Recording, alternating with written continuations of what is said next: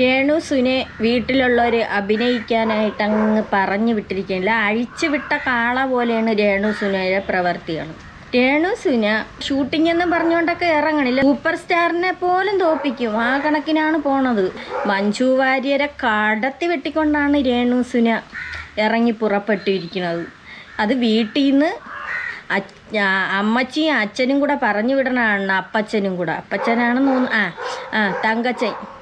തങ്കച്ചനും അമ്മച്ചിയും കൂടെ മോളെ പറഞ്ഞു വിടുന്ന രംഗങ്ങൾ കാണും. കൈയടിച്ചിട്ടാറ്റ് ഇങ്ങനെയാണ് പറഞ്ഞു വിടുന്നത്. പോയിട്ട് വാ, ബാഗൊക്കെ തൂക്കി നമ്മുടെ ദാസേട്ടൻ്റെ കൂടെയൊക്കെ ഇറങ്ങിപ്പോണ വീഡിയോയൊക്കെ നമ്മൾ കണ്ടതാണ്.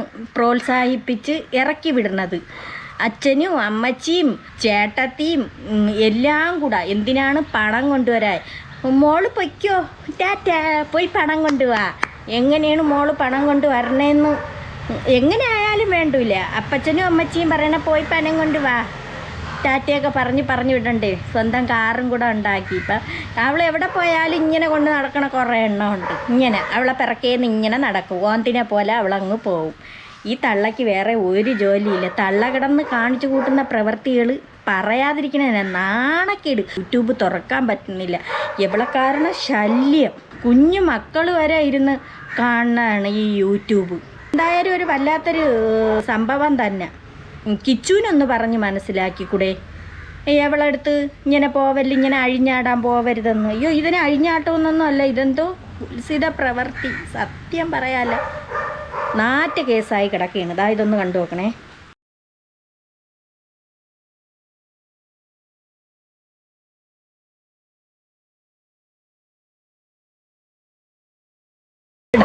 ഇടയ്ക്കൊന്ന് ഊതിക്കൊടുക്കുകയാണ്.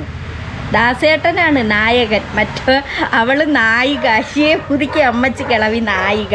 അമ്മച്ചി നായികയായിട്ട് അഭിനയിക്കണം. ഇങ്ങനെ ആക്കി കൊടുക്കണ്. പട്ടച്ചാരായ അടിച്ചിട്ട് ഊതാനില്ല പറയൂലേ, ചെക്കിങ് ഇടത്തൂലേ. പട്ടച്ചാരായ അടിച്ചിട്ടിരിക്കണേ, ഇവളങ്ങനെയല്ലേ അടിക്കണത്, അതുകൊണ്ട് ഊതണത്. Comedy piece.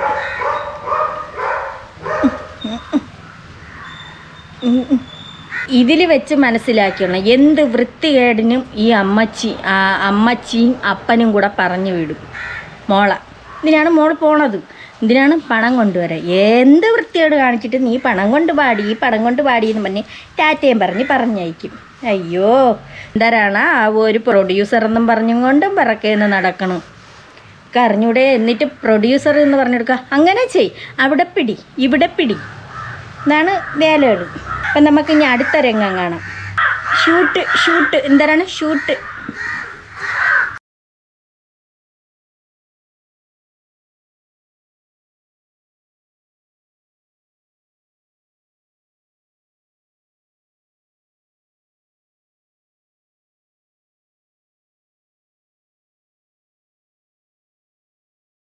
കിളവിക്ക് നാണം വരണം. എന്തെല്ലാം കാണിച്ചു വെച്ചേക്കണം എന്നറിയാം. ആ മുഖത്തൊക്കെ പല്ല് പൊങ്ങിയിരിക്കണമെന്നും പറഞ്ഞുകൊണ്ടൊക്കെ ഈ ഇടയ്ക്ക് പറയുന്നുണ്ട്. അതുകൊണ്ട് എനിക്ക് ഇത്ര ലക്ഷം ആയാലും വേണ്ടില്ല, ഞാൻ പല്ലൊക്കെ നേരെ ക്ലിയർ ചെയ്യും. ഇവള് ലക്ഷങ്ങൾ മുടക്കി പല്ലും ഇവളെ മുഖവും എല്ലാം എന്തൊക്കെയാണ് കാണിച്ചു വെക്കണേന്ന് അറിഞ്ഞൂടെ. ഈ തള്ളയ്ക്ക് 10, 45, 50 വയസ്സ് വരുമെന്ന് തോന്നുന്നു. 45 വയസ്സൊക്കെ ഒട്ടും കുറയാതെ വരും. എന്നിട്ട് പറയണം തന്നെ കൊച്ചുകുട്ടി, എനിക്ക് 22 വയസ്സേ ആയുള്ളൂ. നമ്മളെ രേണുസുന പറയുന്നുണ്ട്, ഇനി നിങ്ങളെല്ലാവരും ഞെട്ടും. എൻ്റെയും ദാസേട്ടൻ്റെയും ഒരു ഷോർട്ട് ഫിലിം ഇറങ്ങിയിട്ടുണ്ട്, നിങ്ങളെല്ലാവരും ഞെട്ടും, കേരളക്കര ഞെട്ടും.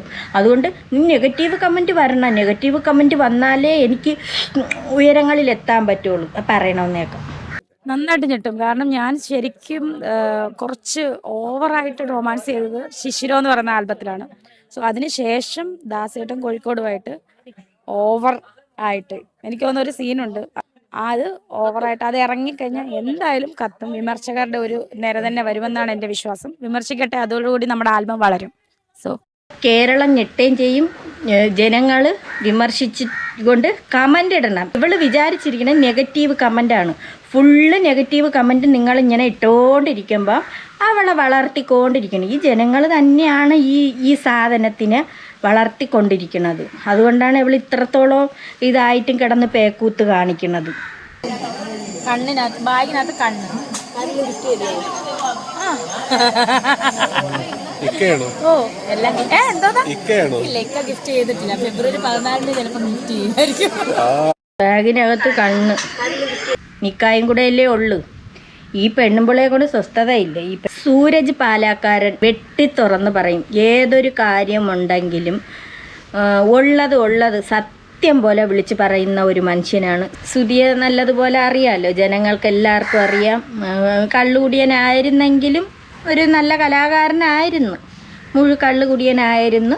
2-3 കല്യാണം കഴിച്ചെങ്കിലും ആ ഭാര്യമാരെന്നൊക്കെ അവരെന്നൊക്കെ തട്ടിക്കൊണ്ടുവന്നതാണ് ഇവള 2 കല്യാണം കഴിച്ചിട്ടുണ്ട്. ഒന്ന് സുധിയും ഒന്നെന്തേലും പാസ്റ്ററാണ് ആദ്യം കല്യാണം കഴിച്ച, പിന്നെ സുധി കല്യാണം കഴിച്ചു.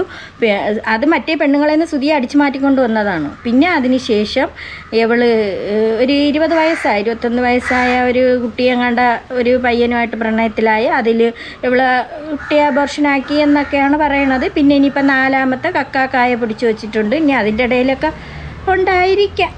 അപ്പം നമ്മൾ സൂരജ് ബാലാക്കാരൻ പറയുന്ന വാക്കൊക്കെ പ്പെടുന്നവരെല്ലാം ഇങ്ങനെ കൂടെ ചേർത്ത് നിർത്താൻ സുധിക്ക് കഴിഞ്ഞു. അതുകൊണ്ട് തന്നെയാണ് ഒരു വാഹന അപകടത്തിൽ സുധി മരണപ്പെട്ടപ്പോൾ സുധി ഒരിക്കൽ കണ്ടിട്ടുള്ളവരെങ്കിലും ദുഃഖിച്ചതും വേദനിച്ചതുമല്ല. എല്ലാവരെയും സ്നേഹിച്ച കൊല്ല സുധിയെക്കുറിച്ച് ഞാൻ ഇത്രയെങ്കിലും പറയാൻ കാരണം സുധിയുടെ ഭാര്യ രേണു സുധിയാണ്. സത്യത്തിൽ വെറുപ്പിന്റെ അവതാരമായി സാമൂഹ്യ മാധ്യമങ്ങളിൽ രേണു നിറഞ്ഞാടുകയാണ്. രേണു സുധിയുടെ ഗോഷ്ഠിയും കോപ്രായം കണ്ടുമടുത്ത് ഇങ്ങനെ ഒരു വാർത്ത ചെയ്യണമെന്ന് കുറേ നാൾ മുമ്പ് കരുതി. പിന്നെ വേണ്ടാന്ന് വെച്ച് അവനെ ഓർത്താ അവരായി, അവരുടെ പാടായി, എന്തെങ്കിലും ആവട്ടെ അല്ലേ. സുധിയുടെ ഓർമ്മ ദിവസം ഈ എറണാകുളത്തുള്ളൊരു വേട്ടാവളിയിൽ നാറി രേണുവിൻ്റെ മുന്നിൽ വന്ന് പാട്ട് പാടി നൃത്തം ചെയ്ത് കണ്ടപ്പോഴും അതിനെതിരെ പ്രതികരിക്കണം തോന്നി, വേണ്ടെന്ന് വെച്ചു. പ്രിയ സുഹൃത്ത് സുധിയെ ഓർത്ത് അപ്പോഴും ഞാൻ ഒന്നും മിണ്ടിയില്ല. പക്ഷെ ഇപ്പോൾ രേണു ഉയർത്തിയ പുതിയ വിവാദത്തിൽ ഒന്നും മിണ്ടാതെ ഇരുന്നാൽ അത് ഞങ്ങളുടെ സുധിയുടെ ഓർമ്മകളോട് വളരെയേറെ ഉയരങ്ങളിൽ എത്തും. ആ വേട്ടാവളിയൻ ആരാണെന്നറിയണ്ടേ? പെരേര. വന്ന് കിടന്ന് തുള്ളിക്കളിക്കുകയാണ് അവൻ. എവള് നിന്നും കൊണ്ട് കൈയടിക്കണം. എവളെ എത്ര എന്നിട്ടാണ് അവള് കൂടെ വിളിക്കുക, ഷൂ ചേട്ടാ, എൻ്റെ ഷൂ ചേട്ടാ. അവൾക്ക് ബിഗ് ബോസിൽ ചെന്നിട്ട് അവൾക്ക് സമാധാനമില്ല. എൻ്റെ ഷൂ ചേട്ടാ, എൻ്റെ ഷൂ ചേട്ടാ, എൻ്റെ ഷൂ ചേട്ടാ. നേരം വെളുത്തിറങ്ങി അനീഷ് സുപ്രഭാതം പറഞ്ഞുകൊണ്ടിരിച്ചു പോകുമ്പോൾ എൻ്റെ ഷൂ ചേട്ടൻ, എൻ്റെ ഷൂ ചേട്ടൻ. എന്നിട്ട് ചെന്നിരുന്നോണ്ട് പറയും, എനിക്ക് വീട്ടിൽ പോകണം, എൻ്റെ അമ്മച്ചി എനിക്ക് രാവിലെ ബിസ്ക്കറ്റ് തരും, എനിക്ക് വീട്ടിൽ പോകണം, എനിക്ക് എൻ്റെ കിച്ചുവിനെ കാണണം, എൻ്റെ ഋതപ്പനെ കാണണം, എൻ്റെ കിച്ചുവിനെ കാണണം, ഋതപ്പനെ കാണണം. കിച്ചു മോനെ കിച്ചു. എന്തിനാണ് ഇവൾ ഇറങ്ങി ഓടിയത്? എവക്ക് ഇങ്ങനെ അഴിഞ്ഞാടി നടക്കണ്ടേ? ഇവൾ ഇങ്ങനത്തെ ഒരു ശീലമുള്ളവളാണ്. അപ്പം എവക്ക് ഇങ്ങനെ നടക്കാൻ പറ്റാത്തതിൻ്റെ പേരിലാണ് ഇവൾ അവിടെ കിടന്ന് കാണിച്ചത്. അവിടെ നിന്ന് ഒരു ഫോൺ ഉപയോഗിക്കാൻ പറ്റത്തില്ല, ഒന്നും പറ്റൂല, ആരെയും കാണാൻ പറ്റൂല. ഇവക്ക് ഇത് കണക്ക് കിടന്ന് ആടണ്ടേ? അതിന് വേണ്ടിയിട്ടാണ്. പിന്നെ ഒരു പയ്യനെയും കൊണ്ടിടന്ന് ഇപ്പം അവനെ കാണാനില്ല. എന്ത് വിജീഷോ?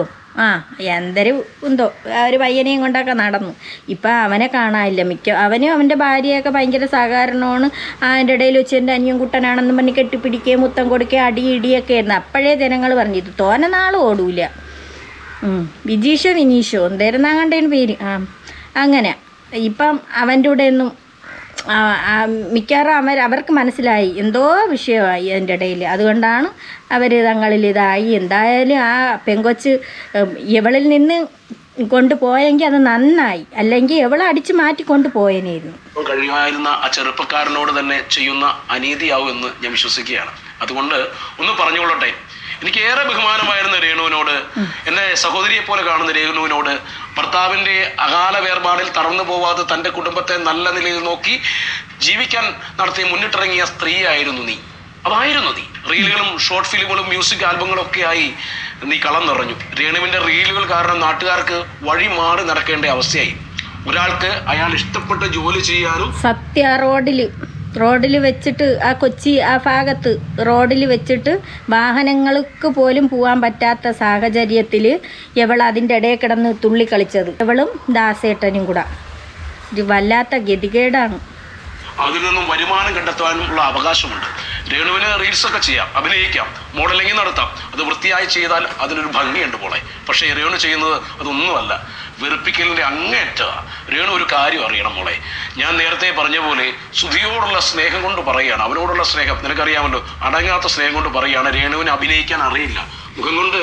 എൻ്റെ പൊന്ന് സൂരജ്, ഇത് അവൾക്ക് ഇപ്പം സുതിയൊന്നും അവളെ ചിന്തയിലില്ല. അവൾ വേറെ കക്കാക്കായും ഇതുപോലെയുള്ള അങ്ങേ അറ്റത്തെ വെറുപ്പിക്കലുമായിട്ടാണ് ഇതെന്താണ് കാണിച്ചു കൂട്ടണേന്ന് അവൾക്ക് അറിഞ്ഞൂടാ. അവൾ എന്നെ ഇടയ്ക്ക് പറയുന്നുണ്ട് ഞാൻ മദ്യം കഴിക്കും, ഞാൻ എന്തോ കൂടിയ ഇനമൊക്കെയാണ് കഴിക്കണത്, പട്ടച്ചാരായമൊക്കെ വലിച്ചിട്ടാണെന്ന് തോന്നണം ഇവൾ ഈ ഷോർട്ട് ഫിലിം ഇതിനൊക്കെ ചെന്ന് കിടന്നിട്ട് ഇവൾ ഊതി കൊടുക്കണം, എന്തൊക്കെയാണോ എന്തോ ഇവൾ കാണിക്കാനല്ല അഭിനയം. ഇത് പലരും രേണുവിനോട് പറഞ്ഞിട്ടുണ്ടാവും ഞാൻ കരുതുന്നു. അവരോട് കലഹിച്ചും കോപിച്ചും രേണു കളം നിറയുകയാണ്. കൃത്യമായി തന്നെ മാർക്കറ്റ് ചെയ്യാൻ നിനക്കറിയാൻ രേണു. അഭിനയം തന്റെ 7 അയനത്ത് കൂടി പോയിട്ടില്ലെന്ന് രേണു. അവളെ മുതലെടുക്കാൻ കുറേ എണ്ണ ഇങ്ങനെ കൊണ്ടുവന്ന് നടപ്പുണ്ട്. ഇങ്ങനെ ഷോർട്ട് ഫിലിം പിടിക്കാൻ എവളെ വെച്ചിട്ടാണ് അവർക്ക് റീച്ച് ആവണം. അതിനു വേണ്ടി എവളെന്തോ ജനങ്ങൾ അങ്ങേ അറ്റത്തെ രീതിക്കാണ് ഇവളെ കണ്ടുകൊണ്ടിരിക്കുന്നത്.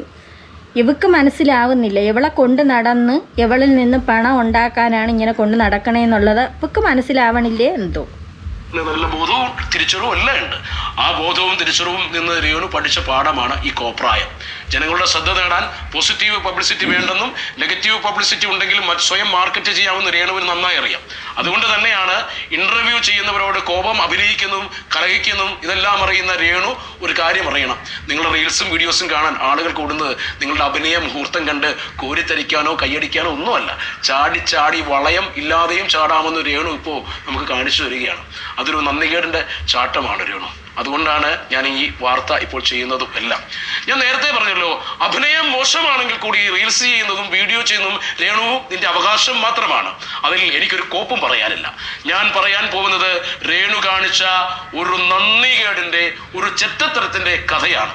പുതിയ സൗഹൃദങ്ങൾ ഉണ്ടാവുമ്പോൾ, പുതിയ ചങ്ങാത്തങ്ങൾ ഉണ്ടാവുമ്പോൾ, ജീവിതവും ജീവിത രീതികളും മാറുമ്പോൾ മനുഷ്യർക്ക് മാറ്റങ്ങൾ ഉണ്ടാവുക സ്വാഭാവികമാണ് മോളെ. അപ്പോൾ വന്ന വഴി മറക്കും നീ മറന്ന പോലെ. വന്ന വഴികളിൽ തണലായി കൂടെ നിന്നവരെയും നീ മറക്കും.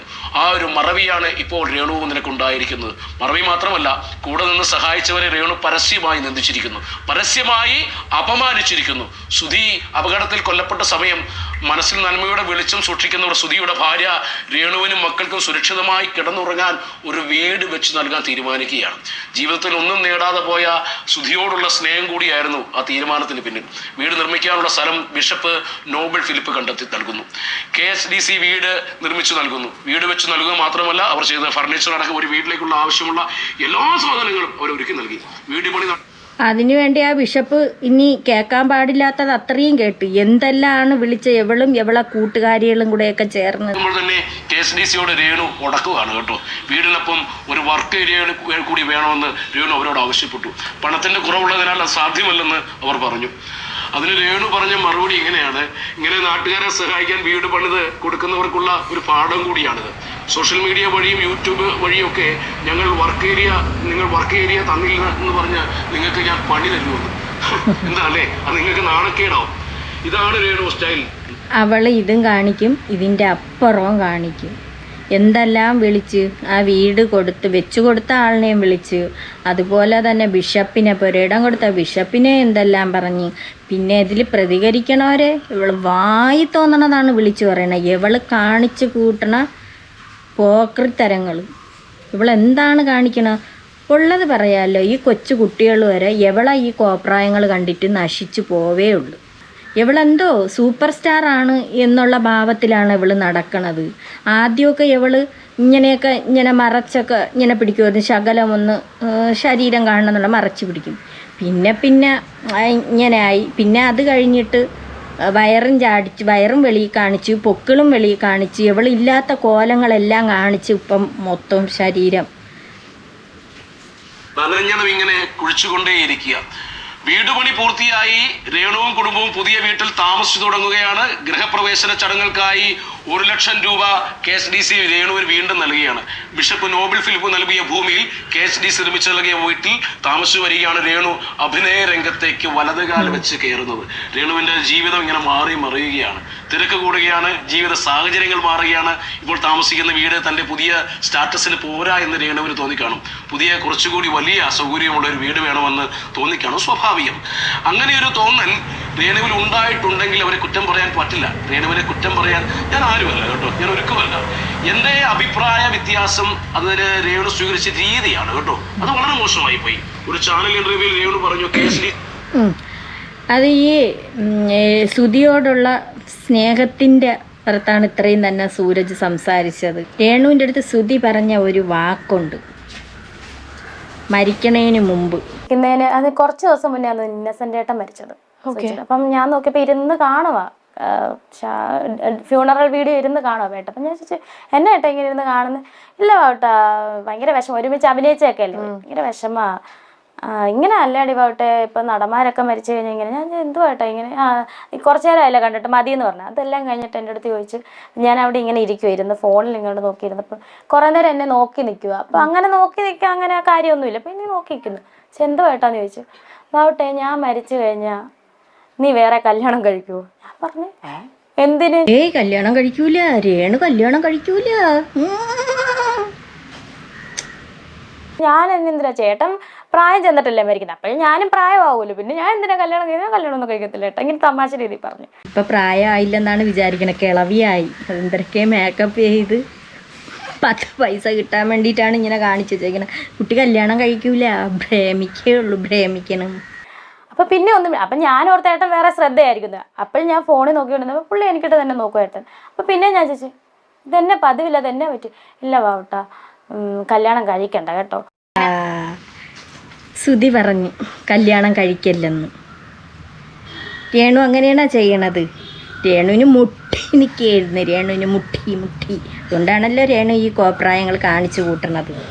രേണുവിന് വയ്യ, വായുരകമൊക്കെ എന്തോ അവിഞ്ഞ വ്രണമായൊക്കെ ഇരിക്കുന്നു. വായുരകമൊന്നും വയ്യ, സുഖമില്ല. എന്നിട്ട് ജനങ്ങളെ അത്രയ്ക്ക് ചീത്ത വിളിയല്ലേ, ആ ബിഷപ്പിനെയൊക്കെ ചീത്ത വിളിച്ചല്ലേ. ഇപ്പോഴും വിളിച്ചുകൊണ്ടിരിക്കുകയാണ്, ഇപ്പോഴും ഓരോരുത്തരെ വിളിച്ചുകൊണ്ടിരിക്കുകയാണ്. നമുക്ക് കേൾക്കാം. വാ അനക്കാൻ വയ്യ എങ്കിൽ പോലും പറയാതിരിക്കാൻ പറ്റുന്നില്ല. വാ കൂട്ടി വെച്ചിട്ടാണ് പറയണത്. വാ അനക്കാൻ വയ്യ എങ്കിൽ പോലും എനിക്ക് പറയാതിരിക്കാൻ പറ്റണില്ല. പറയടി. ഷഫീനെ നീ നിർത്തിയില്ലേടി, നാണം ഇല്ലാത്തവളെ. നീ ഓർക്കരുത്, നിന്റെ വീഡിയോ ഞാൻ കാണുന്നുണ്ട്, ഒരിക്കലും ഞാൻ കാണത്തില്ല. ഇന്ന് ഞാൻ ജസ്റ്റ് ഫേസ്ബുക്ക്.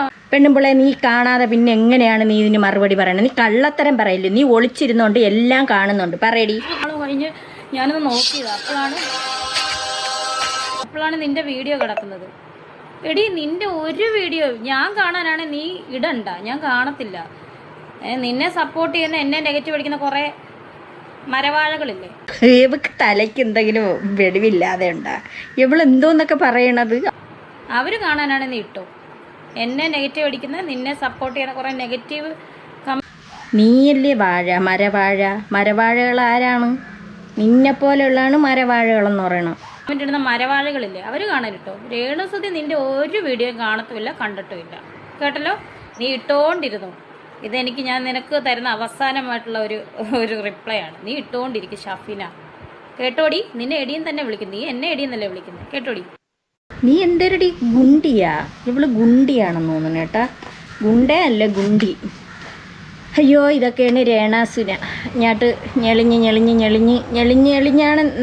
ഞെളിഞ്ഞ് വന്നും കൊണ്ട് എന്തെല്ലാം കിടന്ന് കോപ്രായങ്ങൾ കാണിക്കണ എന്തോ. മൊത്തത്തിൽ ജനങ്ങൾക്കാണ് ഇത് ആക്ഷേപമായിട്ട് വന്നിരിക്കുന്നത്. ഇവള് കാണിച്ചു കൂട്ടുന്ന കോലങ്ങൾ. ഇത് ഇങ്ങനെ പോയാൽ എന്തോന്ന് ചെയ്യുമോ എന്തോ. സത്യം പറയാല്ലേ, ഈ സ്കൂളിലൊക്കെ പഠിക്കുന്ന കുട്ടികളാണ് ഈ സാധനത്തിൻ്റെ വീഡിയോ ഇരുന്ന് കാണാമെന്ന് തോന്നുന്നു. പിള്ളേർ സെറ്റുകളൊക്കെയാണ് കമൻറ്റുകളൊക്കെ ഇടുന്നത്. വല്ലാത്തൊരു കഷ്ടമാണ് രേണാസുന നിൻ്റെ കാര്യം. വയസ്സായില്ലേ, ഇനിയെങ്കിലും ഇത്തിരി ഒന്ന് അടങ്ങിക്കൂടെ? നീ പണം ഉണ്ടാക്കുക, എന്തെല്ലാം മാർഗത്തിലൂടെ നിനക്ക് പണം ഉണ്ടാക്കുക, എന്തെല്ലാം ജോലികൾ ചെയ്ത് ജീവിക്കുക, അല്ലെങ്കിൽ നിൻ്റെ യൂട്യൂബ് ചാനലിൽ തന്നെ അതിൽ നിന്ന് തന്നെ നല്ല വരുമാനം കിട്ടുമല്ലോ. ആ സുധി കേട്ടില്ലേ? സുധി പറഞ്ഞ ഏതെങ്കിലും ഒരു വാക്ക് നീ അനുസരിക്കുന്നുണ്ടോ? നീ ഇത്തിരി കൂടെ നീ തുള്ളി കെതിച്ച് കയറണല്ലേ ഉള്ളൂ. നിനക്ക് നെഗറ്റീവ് കമൻ്റ് ഇട്ടും നെഗറ്റീവിലൂടെ നിനക്ക് പബ്ലിസിറ്റിക്ക് വേണ്ടിയിട്ട് നീ കിടന്ന് കാണിച്ചു കൂട്ടുന്ന കോപ്രായങ്ങൾ വല്ലാത്ത കഷ്ടമാണ് തള്ളേ നിൻ്റെ കാര്യം.